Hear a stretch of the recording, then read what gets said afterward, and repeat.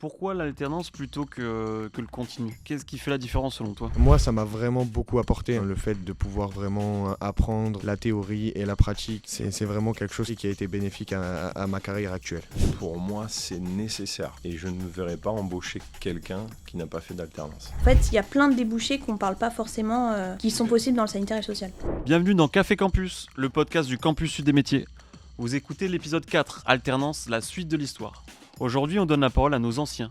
Où en sont-ils après le diplôme et qu'est-ce que l'alternance a vraiment changé une fois sur le terrain? Au micro, Mathias de la filière automobile, aujourd'hui carrossier peintre chez Albax.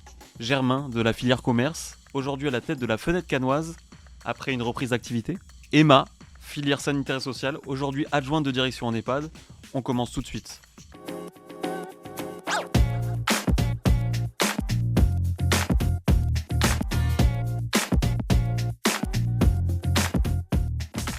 Premier invité, Mathias, ancien apprenant de la filière automobile au campus, aujourd'hui carrossier peintre chez le groupe Albax. Alors bonjour, moi c'est Mathias, j'ai 25 ans, j'ai fait la filière automobile au campus Sud des métiers et maintenant je suis employé à Albax Cannes-sur-Mer en tant que carrossier peintre. D'accord. Maintenant que les présentations sont faites, on va aborder ton parcours justement au sein du campus Sud des métiers. Donc déjà, est-ce que tu peux me dire qu'est-ce qui t'a amené vers la filière automobile? Alors j'ai toujours été passionné des véhicules et tout ça et je suis quelqu'un qui est très manuel, donc ça a été très facile de me tourner vers ce domaine-là. Comment est-ce que tu as vécu tes années là-bas dans la filière automobile? Ça se passait comment? C'était assez compliqué au début de passer de la troisième du collège directement à quelque chose de vraiment professionnel, mais les formateurs et les professeurs sont là pour nous encadrer et ça s'est bien déroulé. Niveau matériel formateur, c'est au top, non? Ça a été ce qui m'a étonné, c'est que c'était vraiment comme en entreprise. On avait autant de matériel, c'était très bien. Ok. Et niveau formateur aussi, j'imagine qu'on dit souvent en fait au campus que les formateurs sont comme dans le milieu professionnel. Tu confirmes ça? C'est ça. J'avais l'impression vraiment d'avoir des professionnels autour de moi et de travailler comme dans un garage. On travaillait sur des vrais véhicules, on avait de vrais chocs à réparer. Donc ça a été vraiment, vraiment formateur. Justement, est-ce qu'il y a un formateur qui t'a marqué? Si tu peux le citer, hein, si c'est Alors, le cas. mes profs d'atelier, je dirais, m'ont beaucoup marqué. Ils ont été très pédagogues avec moi. Au début, ça a été assez compliqué, mais à la fin, c'était vraiment, vraiment top de travailler avec eux. T'as une anecdote qui te revient de tes années justement dans la filière automobile? Je vous dirais, je sais que on a fait des éléments avec des décors dessus, avec des logos, des motifs et tout ça. Et en fait, j'ai tellement adoré le faire que je l'ai rapporté à la maison. Mon prof a négocié tout ça et j'ai réussi à le rapporter chez moi. Ok. Bon, c'est un bon souvenir, quoi. Exactement, il est accroché au mur. Bon, maintenant, on va passer maintenant que tu as parlé un peu de la filière automobile du campus, on va passer à ton expérience chez Albax, justement. Albax, en 3 mots, ça représente quoi pour toi, en fait? Maintenant, je dirais, c'est comme une seconde famille, hein. Je passe toutes mes journées là-bas, donc c'est vraiment, vraiment une deuxième maison, je dirais. Ok. Concrètement, au quotidien, c'est quoi, par exemple, une journée type que tu as au sein du groupe Albax? Une journée type, j'arrive au boulot le matin, on se fait le petit café avec l'équipe, on discute 5 minutes, tout ça, le temps de se mettre en place. Et puis après, on enchaîne avec la cabine, préparation de teinte, recherche de teinte. T'es toujours resté dans la carrosserie peinture, du coup? Alors oui, exactement. Je me suis pas tourné vers le domaine mécanique parce que c'est quelque chose qui m'intéressait pas vraiment. Mais vraiment, j'ai été complet dans la carrosserie, la peinture. J'ai fait 3 diplômes là-dedans. Donc c'est vraiment, vraiment ce qui me passionne. Si tu devais résumer la philosophie du groupe, ce serait quoi? Ce serait laquelle? Ce serait de travailler bien et dans la bonne entente, je dirais. Et la transmission chez Albax, comment ça se passe? Parce que j'imagine que maintenant, ça fait quelques années que tu y es, tu as des alternants peut-être à t'occuper. Ça fait quoi de boucler la boucle, on va dire, de se mettre dans la peau de qui tu étais il y a quelques années? C'est vrai que ça fait bizarre, hein, de me dire que maintenant c'est à moi de passer le flambeau et de former des nouvelles personnes dans ce métier-là. Mais c'est quelque chose que j'apprécie, beaucoup. Ok. Maintenant, on va passer sur le sujet du groupe Albax, cette émission là-bas. Est-ce que tu peux me raconter concrètement quelles sont tes missions que tu as et que tu retrouvais finalement à l'époque dans tes formations en filière automobile? Bah alors, je dirais tout ce qui est recherche de teintes, colorimétrie, l'application de la peinture, du vernis et tout ça. Ça m'a beaucoup aidé d'être en apprentissage parce que ça m'a permis de vraiment avoir la méthode, le geste, tous les process de travail en fait. Ok. J'imagine qu'en plus, ça a facilité ton intégration dans l'entreprise, puisque tu étais alternant au début, puis tu as signé en CDI là-bas. Donc l'intégration s'est passée super bien. Oui, oui, oui, exactement. En fait, j'ai même pas vu la transition parce que du jour au lendemain, en fait, je suis passé en tant qu'employé. Mon contrat s'est terminé, on a directement enchaîné sur mon contrat CDI en tant qu'employé. Ok. Tes premières missions finalement, est-ce que tu as vraiment ressenti le côté, quand tu étais en apprentissage, on te faisait moins confiance que quand tu étais en CDI ou on t'a responsabilisé de suite et finalement quand tu es passé en CDI, t'as pas vu la différence? Alors justement, on m'a vraiment, vraiment, vraiment bien formé en apprentissage, ce qui m'a permis en fait de ne pas voir la transition. Quand je suis passé vraiment employé, j'avais déjà pas mal de responsabilités en tant qu'apprenti. Ok. Quelles sont tes missions de la réalisation jusqu'à la finition que tu peux avoir en tant que carrossier peintre? Ça va aller de la recherche de teintes, premièrement, avant de rentrer en cabine et tout ça, pour essayer d'être sûr de trouver la bonne nuance, parce que les vernis, tout ça change avec le temps. Donc principalement ça va être ça. Ensuite c'est tout ce qui est nettoyage, dégraissage des pièces, préparation des éléments en cabine. Et après ça va être l'application peinture. Donc la peinture, le vernis. Et après tout ce qui est finition, s'il y a des petites poussières, des choses comme ça sur les véhicules. Sur quoi tu es le plus à l'aise maintenant avec l'expérience et le recul? Je dirais la préparation peinture, c'est quelque chose que j'ai vraiment, vraiment bien acquis. Je suis encore en train de me former dans la peinture, mais un jour on va y arriver. Ouais, j'espère pour toi. Si tu dois me dire la vraie différence entre ce que tu as connu en théorique et en pratique, enfin, on va dire en alternance versus la réalité. Je dirais que en apprentissage, on apprend vraiment les fondamentaux et ce qui nous permet après ensuite, quand on va en entreprise, de retrouver ces fondamentaux justement, mais de pouvoir les peaufiner parce que c'est jamais les mêmes méthodes de travail, toujours des chocs différents sur les véhicules. Donc ça nous permet vraiment de progresser. Ça marche. Qu'est-ce qui t'a le plus surpris dans le contexte professionnel que tu n'avais pas forcément en alternance par contre? Tu vois les différences que tu avais? Je dirais c'est la gestion vraiment de la clientèle et tout ça, le travail bien fait. Il faut être sûr de son travail, quoi, parce que quand on est en apprentissage, on a le droit de faire des erreurs. C'est justement ce moment-là qu'il faut les faire.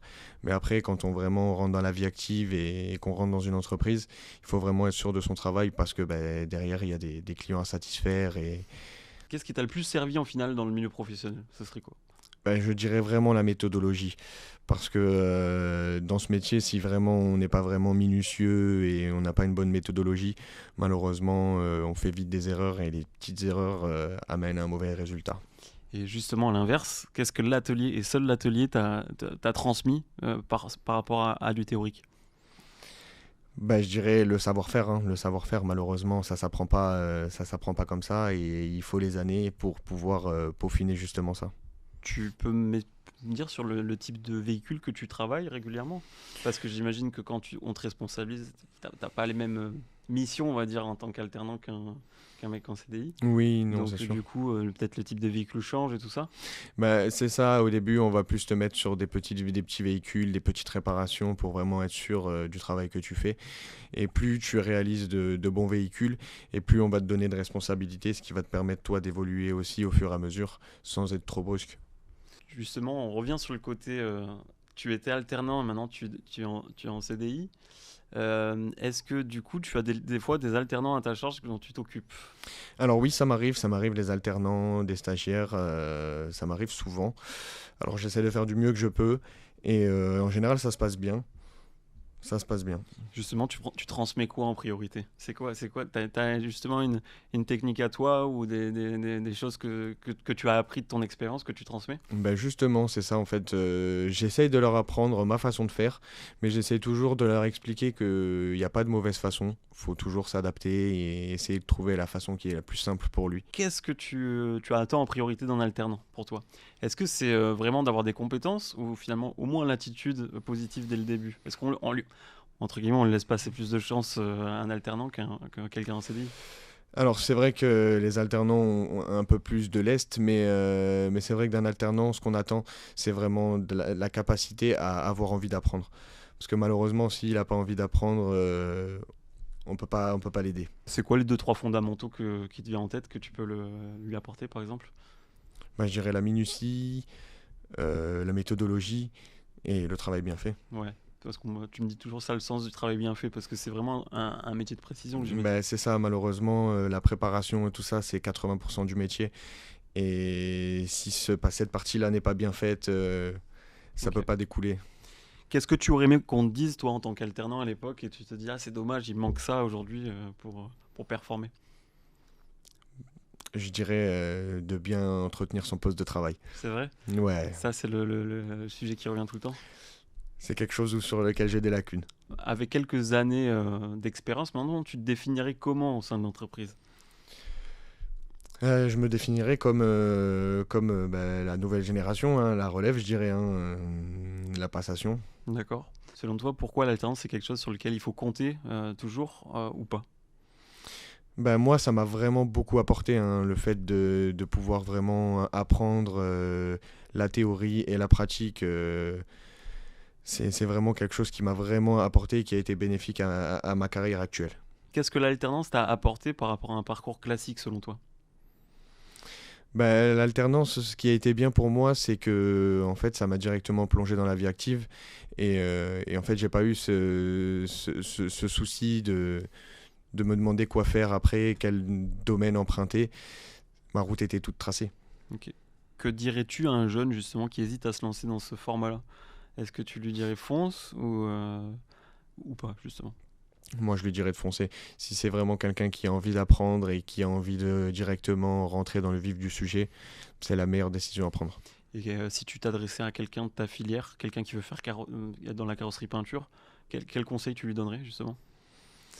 Bah, je lui dirais d'être patient, de prendre sur lui et de vraiment, vraiment performer dans son domaine. Justement, quand tu as intégré le groupe Albax, quel a été le rôle du maître d'apprentissage auprès de toi? Bah, mon maître d'apprentissage m'a beaucoup apporté, hein. Il a toujours été derrière moi, à toujours m'expliquer dès que je faisais quelque chose de mal, à prendre le temps de m'expliquer comment faire, comment rectifier la situation, parce que forcément, des fois, bah, il faut rectifier. Et ça a vraiment été un bonus dans mon apprentissage, en plus de tous mes formateurs et tout ça, ça a vraiment été un pilier. C'est quelqu'un dès que tu as la moindre question, qui répond au moindre besoin, ou c'est quelqu'un qui te responsabilise quand même en te laissant de la liberté d'action? Bah alors, il a été beaucoup derrière moi les premiers temps, mais dès l'instant qu'il a compris en fait que j'avais les compétences sur certains sujets, il me laissait faire en autodidacte et il contrôlait bien sûr derrière moi pour que le travail soit bien fait. J'ai aussi appris que tu avais ton petit frère au groupe Albax. Exactement. Alors, ça fait quoi en fait d'avoir son petit frère dans la même structure qui suit la même formation que toi en plus, hein, Bah, c'est au une campus? fierté, hein, c'est une fierté, hein. Il a été très heureux de rejoindre cette filière et puis moi j'essaye de le pousser au maximum, c'est de le pousser au maximum comme je peux, hein.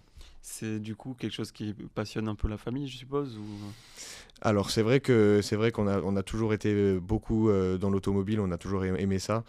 Et c'est vrai qu'il s'est beaucoup porté sur moi, le fait que je travaille, qu'il voit en fait que l'école c'était différent. C'est, je pense, ce qui l'a poussé à vraiment faire de l'apprentissage aussi. Ok. Du coup, on peut dire que le groupe Albax, c'est quand même un groupe assez familial finalement, puisque finalement, toi, t'as ton petit frère au sein de l'entreprise qui fait la même chose que toi. J'ai ouï dire qu'il y avait d'autres cas en plus au sein de votre entreprise. Donc, Exactement. C'est vrai que moi j'ai mon petit frère dans l'entreprise, nous avons des secrétaires qui sont sœurs aussi. C'est vrai que bah, c'est un petit peu comme une grande famille. ok. Ça, c'est un plus pour toi, c'est un truc, un gage qui te rassure, qui te convient. Bah oui, bien sûr, parce que je pense que si tu te sens bien au boulot, le boulot peut que bien se passer, hein. Merci Mathias pour ce retour très terrain. On change complètement d'univers maintenant, on passe de l'atelier au commerce et d'un parcours salarié à une logique de reprise d'activité. Deuxième invité, Germain, ancien de la filière commerce au campus, aujourd'hui à la tête de la Fenêtre Canoise, une entreprise qu'il a reprise. Est-ce que tu peux te présenter s'il te plaît ? Alors moi c'est Germain, donc j'ai 29 ans et j'ai fait partie donc de la filière commerce, donc j'ai été apprenant au campus sud des métiers il y a maintenant plus de 5 ans et aujourd'hui je suis gérant d'une société qui s'appelle la Fenêtre Canoise. D'accord. On va parler de ton parcours au campus justement au sein de la filière commerce. Déjà pourquoi la filière commerce ? Qu'est-ce qui t'intéressait à la base là-bas ? Moi j'ai toujours voulu de base être dans le commerce.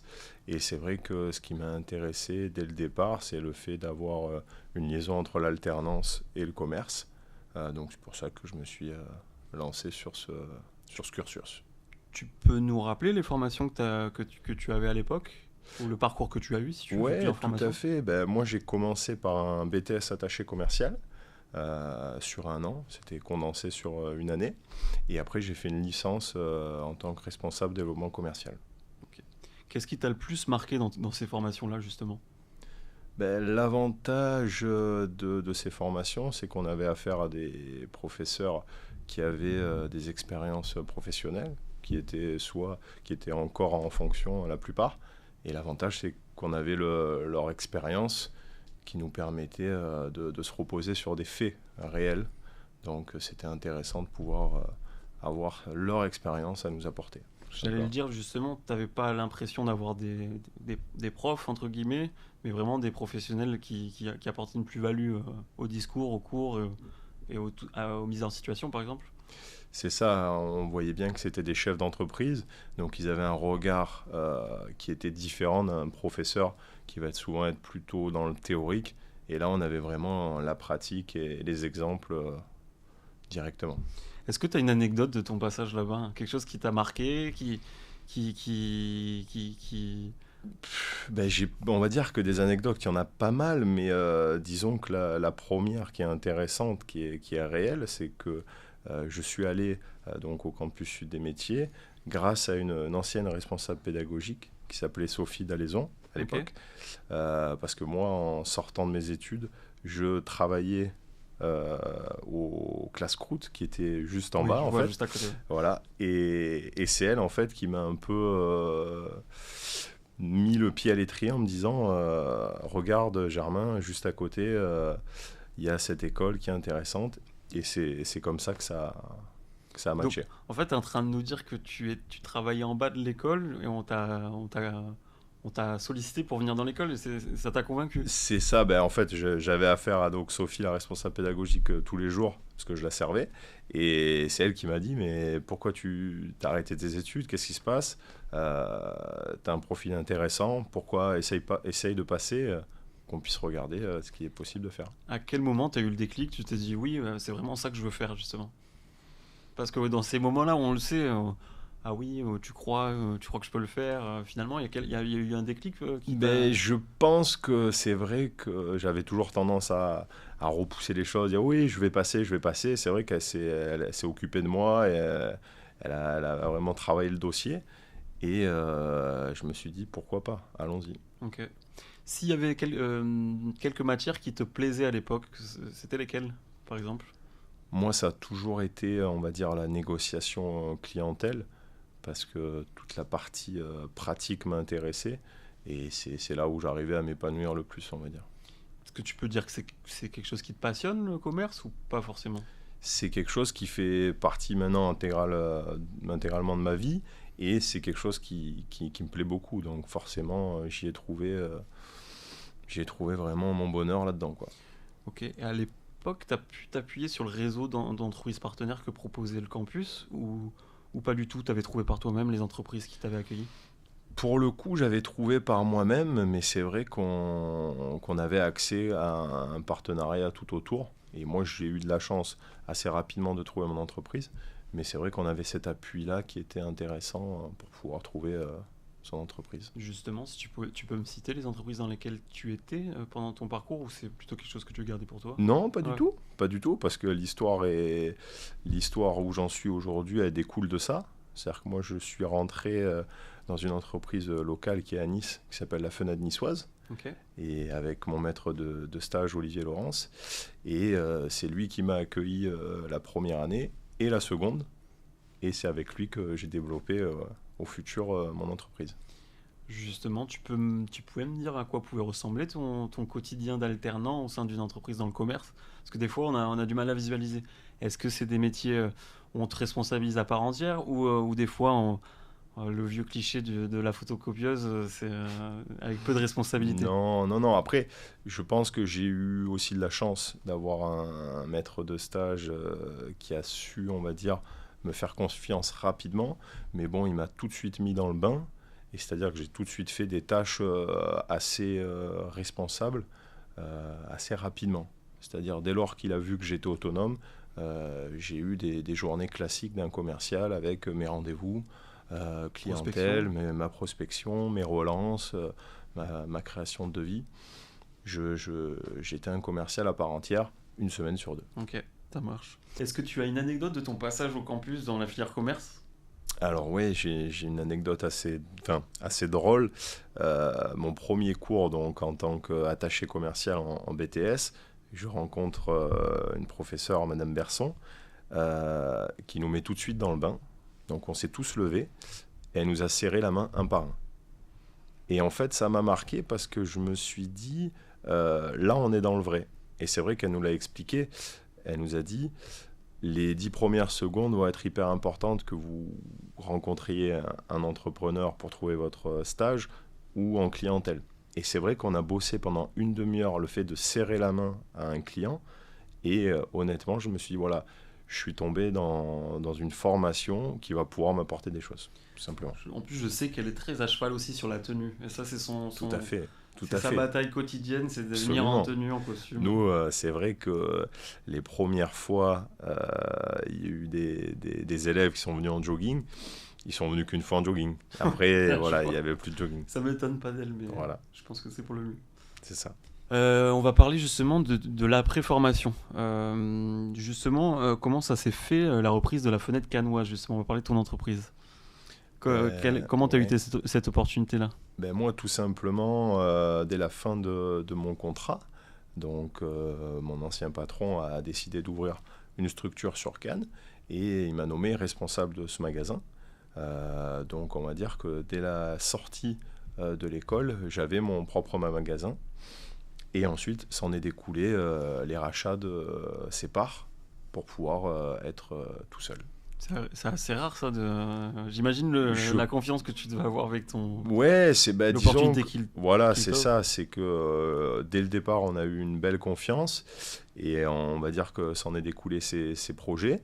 Et puis par la suite, c'est vrai qu'il m'a laissé la chance de pouvoir être autonome. Donc là, il y a 2 ans, j'ai pu racheter la totalité de ses parts pour être seul gérant de la société. Quelle a été la plus grosse difficulté que tu as eue à la suite de ce rachat? Enfin, on va pas parler de rachat, mais de cette montée en compétences soudaine, quoi. Mais je pense qu'on a tendance à sous-estimer le fait de passer de salarié à gérant. Mais c'est vrai moi j'avais en tête, je me suis dit, ça va être pareil. Parce qu'au final, je gérais la structure quand même. Mais ça prend une toute autre tournure lorsqu'on est vraiment seul dans le bateau.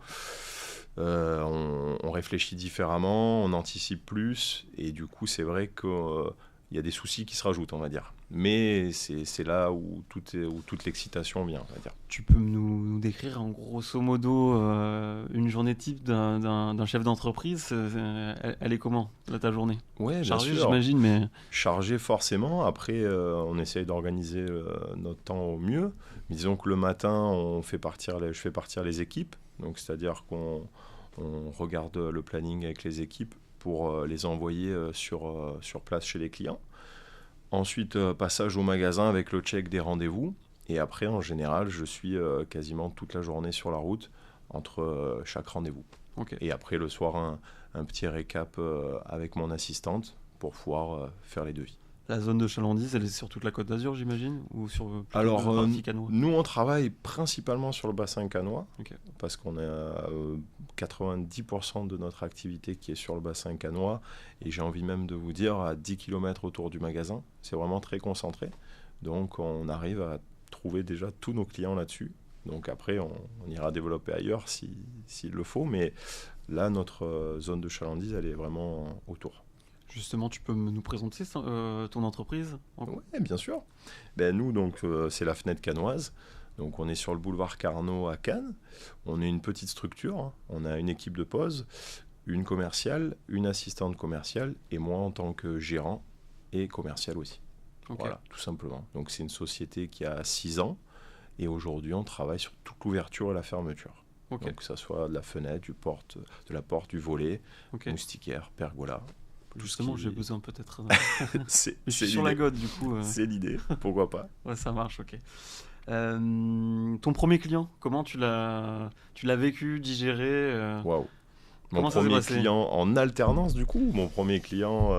On peut dire plutôt en tant que repreneur. Ouais, ben, disons qu'on a quand même l'habitude de ces années, mais c'est vrai que il y a une petite excitation et une petite.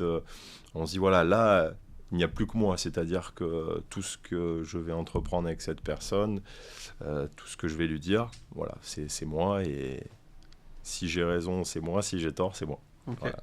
Qu'est-ce que l'alternance t'a apporté dans la vie que tu as tous les jours maintenant? Mais je pense que l'alternance aujourd'hui m'a permis de prendre, on va dire, en expérience un peu plus rapidement, parce qu'on a avec l'alternance l'avantage d'avoir les cours, mais aussi la partie entreprise, et qui peut justement nous aider à progresser. Moi, l'avantage que j'ai eu, c'est que mon ancien patron m'a vraiment ouvert le monde de l'entrepreneuriat et m'a expliqué un peu toutes les choses, que ce soit sur la comptabilité, que ce soit sur la marge, que ce soit sur l'aspect commerce. Et c'est vrai que vu qu'on est dedans, on progresse beaucoup plus vite. Donc c'est vraiment intéressant. Donc pour toi, un alternance, c'est toujours, enfin, spécialement dans la filière commerce, ce sont de bons profils à accueillir justement en entreprise? Pour moi, c'est nécessaire. Et je ne me verrais pas embaucher quelqu'un qui n'a pas fait d'alternance. C'est un révélateur vraiment crucial pour toi. C'est crucial dans le sens où l'avantage de l'alternance, ça permet d'avoir une expérience. Et sans expérience, malheureusement, c'est compliqué d'embaucher quelqu'un, on le sait. Donc moi, un profil qui vient avec de l'alternance, il aura forcément plus de chances que quelqu'un qui a été que dans la formation initiale, on va dire. Ok. Justement, tu as des alternants aujourd'hui au sein de ton entreprise? Tout à fait. La boucle est bouclée, quoi. Voilà, exactement. Et je continue à former et c'est ce qui me plaît aussi parce que je l'ai été. Aujourd'hui, je suis formateur de ça et c'est vraiment top, quoi. Il y a des choses que tu aurais aimé qu'on fasse pour toi quand tu étais alternant, que tu fais maintenant et vice-versa, on va dire?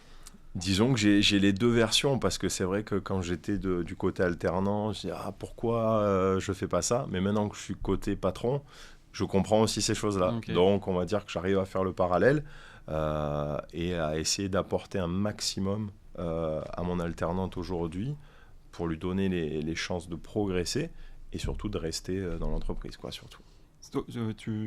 Tu souhaites conserver les profils que tu as idéalement. C'est une possibilité que tu envisages. C'est l'idée parce que pour le coup, j'essaie de me mettre vraiment à 100% dedans en termes de formation. C'est-à-dire que vraiment, je la forme pour qu'elle reste. Donc c'est vrai que ça reste du temps. Donc bien sûr qu'en finalité, l'idée c'est de l'embaucher par la suite, quoi. Ok. Qu'est-ce que tu cherches comme qualité numéro 1 chez un alternant, justement, quand tu prends quelqu'un? Est-ce que c'est vraiment des compétences ou déjà du savoir-être et tout ça? Parce qu'on nous dit souvent que le savoir-être fait beaucoup. C'est ça. Après, je pense que le savoir-être, ça prend pas qu'on l'a, quoi qu'il arrive. Ne serait-ce que d'arriver à l'heure, d'être propre sur soi. Toutes ces valeurs qu'on apprend, on va dire, assez jeune. Après... ce qu'on recherche, ça va être surtout des profils qui vont être dans la recherche d'idées et pas être statique. C'est-à-dire Se proposer mobile. Voilà, se toujours proposer. disponible. Moi, c'est ce que je lui dis actuellement. Propose-moi des idées. On voit si c'est bien, on y va. Si c'est, on en discute. Mais il faut être force de proposition pour Ok. qu'on puisse, nous, après, faire confiance et responsabiliser. Voilà. Ça marche, ok. Et qu'est-ce que l'alternance, toi, t'a permis de développer comme compétence clé que tu n'avais pas forcément au début? Tu m'as dit que tu étais à classe croûte, tu savais pas trop ce que C'est tu ça, voulais ben- faire. En fait, je pense que le fait d'avoir eu des professeurs qui étaient chefs d'entreprise, j'ai un peu pris de leur expérience et de toutes leurs petites astuces. Donc ça m'a permis vraiment de gagner en expérience, de travailler réellement les points intéressants pour être performant dans le commerce. Parce que Ok. c'est vrai qu'on a tendance à penser, à idéaliser le profil de commercial en disant oui, il faut juste savoir parler, tout ça. Non, c'est pas ça, c'est vraiment, il y a vraiment un travail derrière ça. Et le fait d'avoir été alternant, ça m'a permis de retrouver tout ça pour pouvoir être performant par la suite. Donc tu recommanderais forcément ce modèle à quelqu'un qui sait pas trop quoi faire de son futur? Pour moi, c'est recommandable à 100%. Après, bien sûr qu'il y a des profils qui vont préférer autre chose, hein. Mais je pense que pour pouvoir trouver sa voie, l'alternance permet réellement de se donner une idée concrète du travail Ça marche. qu'on peut faire. Un seul conseil à un futur repreneur ou un chef d'entreprise sur le fait de prendre un alternant, tu dirais quoi? Foncez, il n'y a même pas de conseil à avoir. Pour moi, c'est primordial. Il n'y a pas de... je pense que les entrepreneurs ou les chefs d'entreprise ont peur parce que c'est vrai que c'est du temps, mais c'est du temps qui, au final, peut être très bien investi. Donc, il faut prendre ce temps parce qu'un alternant, il a tout à apporter. Aussi bien en termes de vision, parce qu'aujourd'hui, un alternant, il va avoir entre 20 et 25 ans. Et c'est vrai que même moi qui ai 30, je vais avoir 30 ans cette année, mon alternante qui a 22 ans m'apporte plein de choses que je n'avais pas. Donc en fait, il faut vraiment penser à l'alternance parce que ça peut apporter que du plus à l'entreprise. Et enfin, dernière question, que penses-tu du fait que les entreprises soient associées à des CFA, justement comme le campus de métier, pour trouver leurs alternants? Est-ce que c'est une aide pour toi ou pas forcément? Complètement, parce que l'avantage de s'associer, c'est que le campus connaît l'entreprise, donc elle peut tout de suite dire à l'alternant, voilà, on les connaît, ils sont comme ci, ils sont comme ça. Ça peut rassurer aussi bien dans un sens que dans l'autre. Nous, ce qu'on attend, c'est le suivi, que ça soit sur les contrats, sur tout ça. Donc si on fait ce partenariat, c'est top, aussi bien pour l'alternant que pour nous. Merci Germain pour cette vision très concrète. On passe maintenant à un univers où le terrain est humain, sensible et où la posture compte autant que la technique, le sanitaire et social. Troisième invitée, Emma. Elle a débuté au campus dans une formation centrée sur l'humain. Et aujourd'hui, elle est adjointe de direction en EHPAD. Bonjour Emma. Bonjour. Est-ce que tu peux te présenter s'il te plaît? Oui, alors je suis Emma, adjointe de direction à l'EHPAD Les Chênes et anciennement apprentie alternante en filière sanitaire et sociale au campus sud des métiers. Justement, on va venir déjà sur le premier sujet, c'est la formation et ta filière. Pourquoi tu as choisi la filière sanitaire et sociale? Est-ce qu'il y a quelque chose qui te passionnait là-dedans? Depuis toujours, je pense que c'est les émissions Baby Boom, etc., où j'étais bercée par ça. Et après, inconsciemment, je pense que c'était en moi de vouloir d'être dans cette filière-là, plus côté soignant au début, Ok. avant le côté administratif. T'as toujours voulu vraiment faire ça avant de... De base, je voulais être infirmière. D'accord, ok. Et ensuite, avec Parcoursup, etc., j'ai pas forcément pu. Donc, j'ai d'abord fait aide-soignante. Et ensuite, avec le Covid, j'ai voulu monter en échelon pour justement être la personne qui va diriger les équipes et souder un maximum. Ok. Quel souvenir tu gardes de la filière sanitaire et sociale au campus? Un très bon souvenir. Après, c'était plus un côté administratif sur le sanitaire et social au campus. Mais un très bon souvenir avec de bonnes personnes et j'ai appris énormément pendant ces 2 ans de BTS. Tu peux me rappeler les formations et le parcours, s'il y a eu plusieurs formations que tu as Que eues j'ai dans, fait ouais, dans les formations? J'ai fait un bac pro SSP dans un lycée privé à Nice. Ok. Ensuite, j'ai fait mon diplôme d'aide-soignante sur 1 an dans un autre lycée privé de Nice. Et ensuite, à sortie Covid, dernier stage en réanimation. Et j'ai pas trop eu, je pense, le mental pour me dire toi tu vis, toi tu meurs. Je préférais être dans les équipes, vraiment, c'est plus ce regard-là qui me plaisait. Donc j'ai continué sur un BTS SP3S au campus Sud des métiers. Ok. Et ensuite, on a une formatrice qui nous a énormément poussé à faire la licence GES, et je crois qu'elle ne s'appelle plus GES maintenant, à Menton, qui fait aussi partie de Nice. Et ensuite, j'ai fait un master à Aix-en-Provence, management des établissements de santé. D'accord. À chaque fois, je suis restée dans le management et la Et gestion. toujours dans le sanitaire et social? Toujours. T'as J'ai pas jamais fait changé, ok, j'ai ça jamais fait marche. du général, toujours sanitaire et social. Justement, tu parlais des formatrices ou formateurs. Quels souvenirs t'en gardes pour toi? Si t'as un nom qui te vient, tu peux citer des noms, hein, des gens qui t'ont marqué et tout ça. Hein. Madame Lupo qui nous a énormément soutenus et poussés, même à la suite de nos études, qui continue à prendre des nouvelles et à nous aider. Je sais qu'en licence, elle a été un pilier parce qu'on avait aussi deux de nos collègues qui étaient en apprentissage à l'époque quand elle avait encore son salon diététique. Et c'est vrai que ça a été un soutien, elle nous a beaucoup épaulés, elle nous a donné des conseils parce qu'elle est passée par aussi ces formations-là. Et même en général, tous les formateurs qu'on a eus, ils étaient plutôt bienveillants et à toujours prendre des nouvelles et nous pousser vers le haut. Je trouvais ça bien au campus. Qu'est-ce qu'ils t'ont apporté concrètement dans ton métier, ces formateurs? De l'autonomie et aussi apprendre à gérer l'imprévu, ce qu'on n'apprend pas forcément à l'école. Et à quel niveau tu le retrouves un peu maintenant dans ton métier Tout actuel? le temps, tous les jours. L'imprévu fait partie Tous de ton... les jours, j'ai Ok, de l'imprévu. ça marche. Est-ce qu'il y a une situation que tu as vécue à l'école ou même éventuellement en alternance à l'époque dans ton entreprise qui t'a marqué? Une anecdote, ça peut être positivement comme négativement, c'est toi qui me dis. Je sais que là où je travaille actuellement, ça fait 9 ans, la première fois où je suis allée chez eux, en stage. Ok.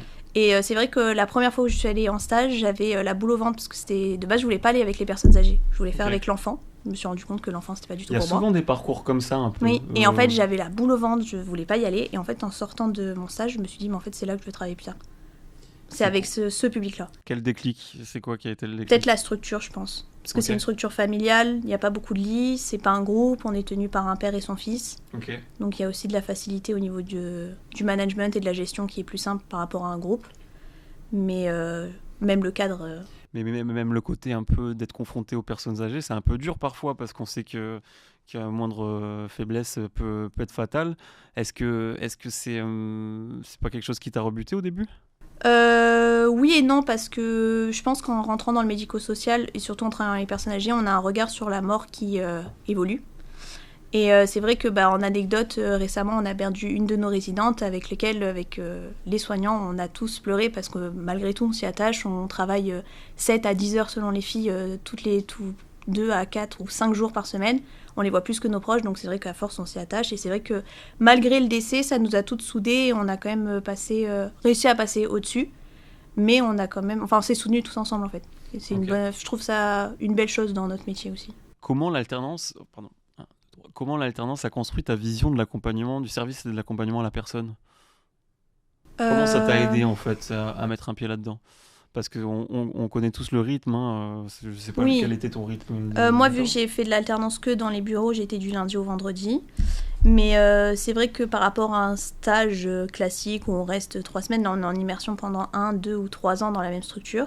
C'est vrai que ça m'a donné de l'autonomie, de la confiance et surtout ça m'a confrontée à ce qui va être mon futur métier et avoir les bons réflexes dès que je prendrai un poste par rapport à peut-être quelqu'un qui fait une filière générale avec juste un stage qui n'aura pas forcément les mêmes réflexes. Ok. Et aussi sur le management. Ok. Management aussi? Ça, tu as été confronté quand tu étais en alternance? En étant sur nos filières à nous, surtout à partir de la licence où on est soit dans des services RH, soit dans des chefs de service, c'est là où on manage en fait des petites équipes où par notre tuteur, on va me donner les ordres ou manager ou donner des indications. Ok. Ça nous permet aussi de se créer une place, D'accord. pas ok. avoir peur d'avoir le poste qu'on a quoi, Ok, ça ne marche. pas se cacher derrière quelque chose et... Justement, on va parler de ta vie professionnelle. Est-ce que tu peux m'en dire plus? Quel est l'EHPAD dans lequel tu exerces? Quelle est ta mission dedans? Est-ce que tu peux m'en dire plus, s'il te plaît? Alors moi je suis à l'EHPAD Les Chênes à Saint-Janet au village. C'est un EHPAD de 30 lits comme je disais tout à l'heure, tenu par un père et son fils depuis maintenant 30 ans. On est une petite équipe, on doit être 30 ETP en tout, de l'administratif jusqu'aux soins. Et est-ce que tu peux me dire une journée type que tu as en tant qu'adjointe de direction en quoi consiste ce poste justement? Alors, en général, je fais du 7-8 heures par jour, du lundi au vendredi, ça c'est en général, où je gère l'administratif, donc tout ce qui est planning, gestion des payes. Je fais aussi un peu de secrétariat parce qu'on n'a pas de secrétaire, donc je suis en binôme avec une responsable lieu de vie qui, dans d'autres établissements, peut être une gouvernante. Okay. Donc elle gère tout ce qui est téléphone, machin, et moi je gère tout ce qui est dossier des résidents, mais bon... c'est assez rapide par rapport au reste de la journée. Et après, en fait, tout ce qui est administratif au niveau du résident et des salariés. Et après, tout ce qu'il y a à côté, donc les imprévus, s'il faut aller faire des courses, amener les résidents à leur rendez-vous, gérer les conflits, parce que c'est pas réellement des conflits entre nos salariés, tout ce qui est avec les tutelles, donc l'ARS, le département, la mairie aussi. Une journée chargée, quoi. Oui. Okay. En fait, c'est pour ça qu'il y a c'est jamais la même journée. Jamais rythmé par les mêmes... On va dire qu'il y a plus des semaines avec des périodes. Je sais qu'en fin de mois, ça va être vraiment la paye. Début du mois, préparer le planning du mois d'après. Mais après, sinon, les journées, je peux pas dire à 8 heures, je fais ça. Je suis tout le temps sur le terrain. Et le fait qu'on soit une petite structure aussi, je suis presque jamais dans mon bureau. Quels sont les défis que tu dois gérer au quotidien? Comme partout, je pense, les absences. Après, je touche du bois, on est quand même un établissement où les équipes sont fixes et depuis longtemps. Donc on n'a pas énormément de sous-effectifs ou de manque d'effectifs.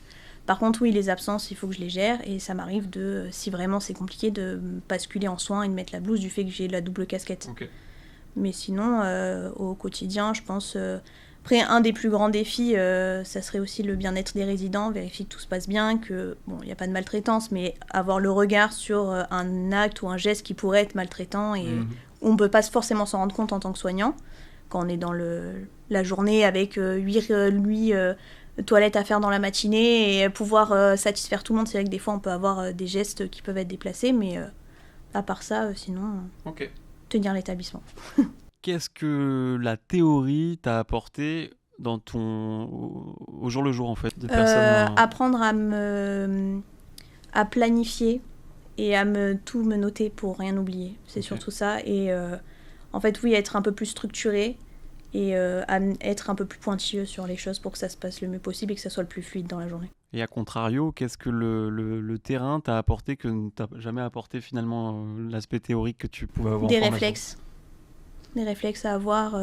L'aspect théorique, on va nous dire, par exemple, je sais pas, on a un contrôle, il faut sortir tel et tel classeur, alors que sur le terrain, je sais exactement quels documents ils vont demander et qu'est-ce qu'ils vont demander à la minute. Ou ils n'auront même pas besoin de me le demander, que je l'aurai déjà sorti pour gagner le plus de temps possible.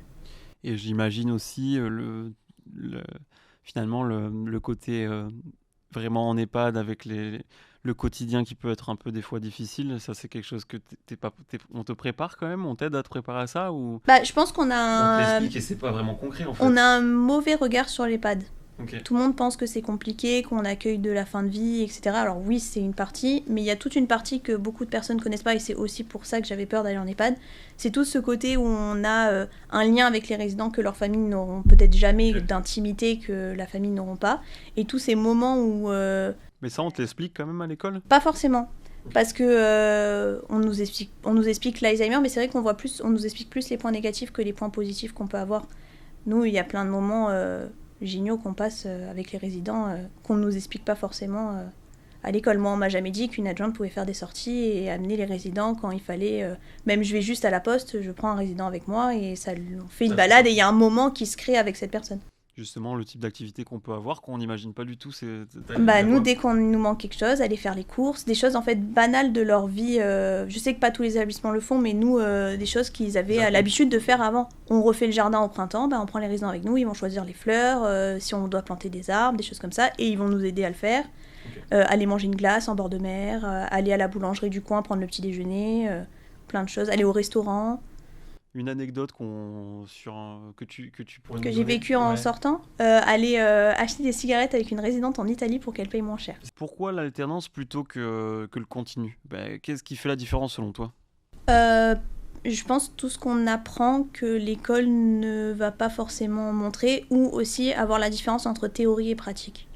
Mais il y a une grosse différence, un gros trou entre ce qu'il y a sur le papier et ce qu'il faut faire et ce qu'on va pouvoir mettre en place sur le terrain. Ok.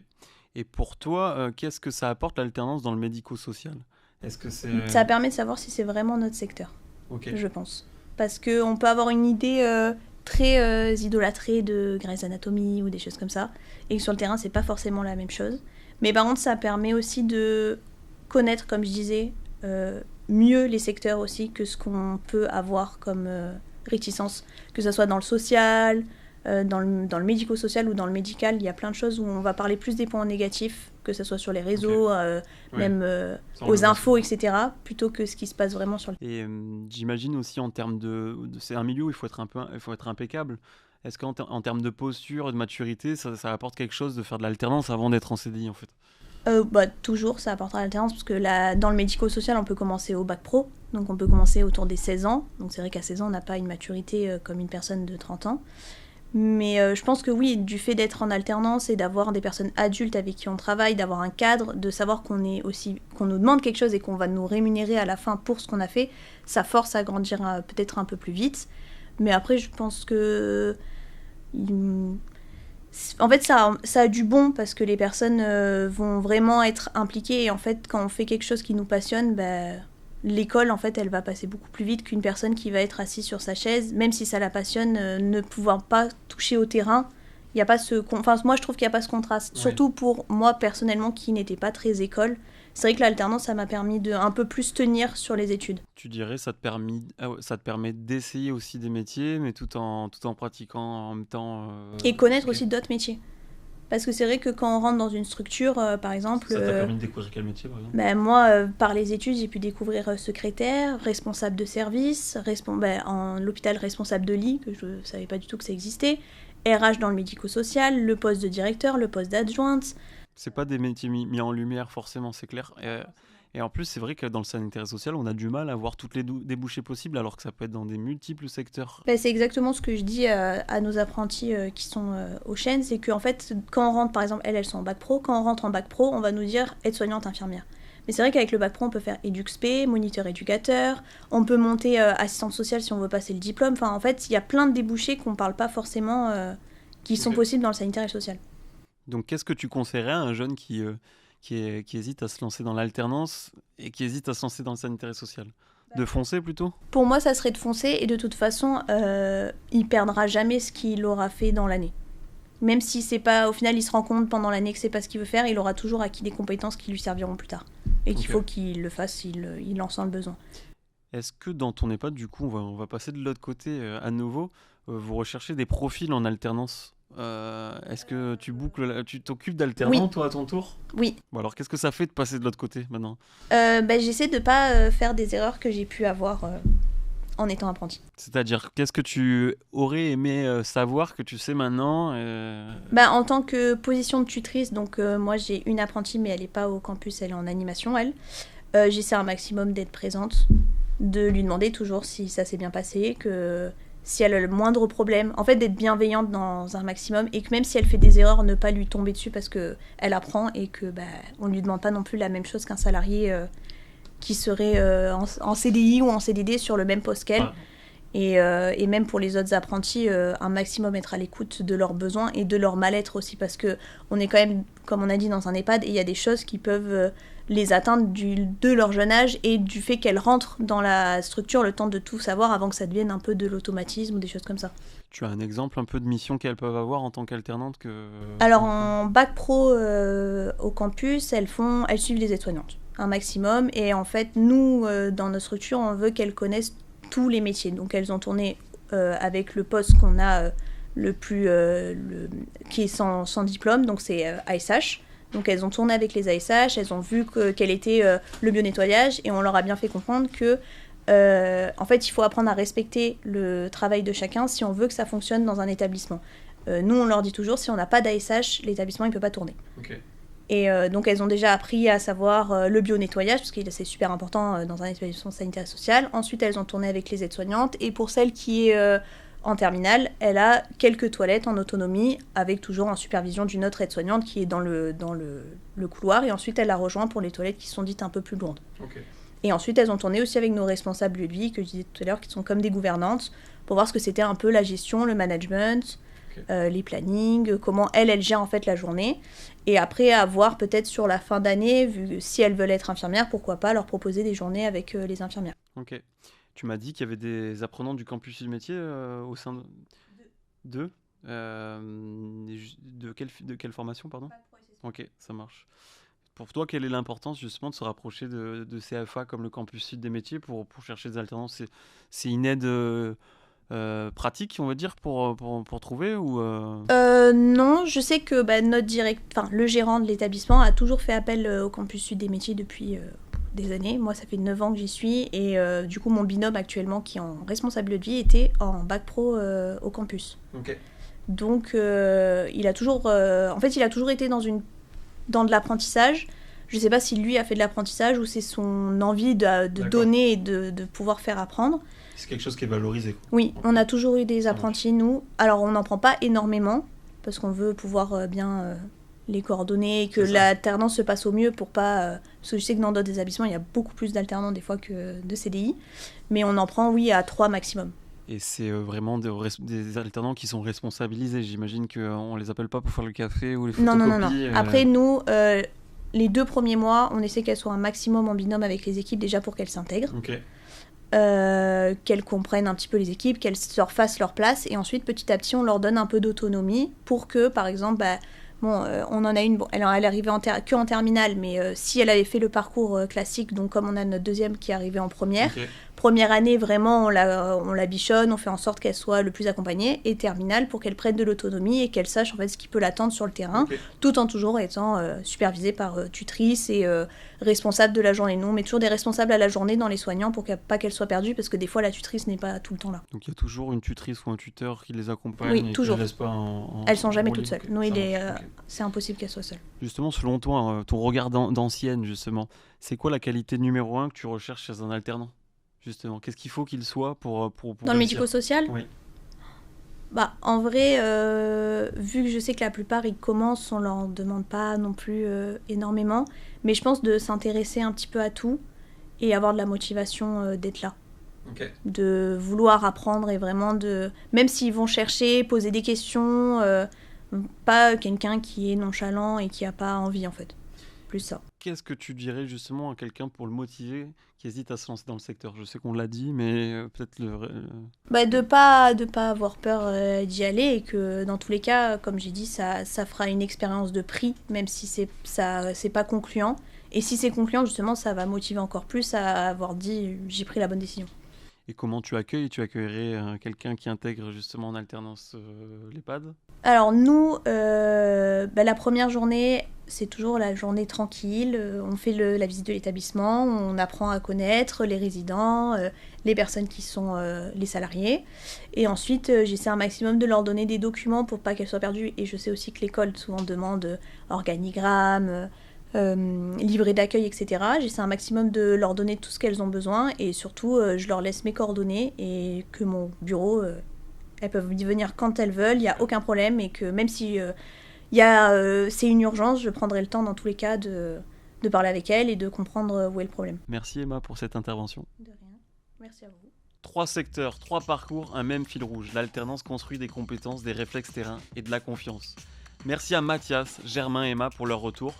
Vous pouvez retrouver Café Campus sur notre chaîne YouTube et sur toutes les plateformes audio. À très vite pour un nouvel épisode.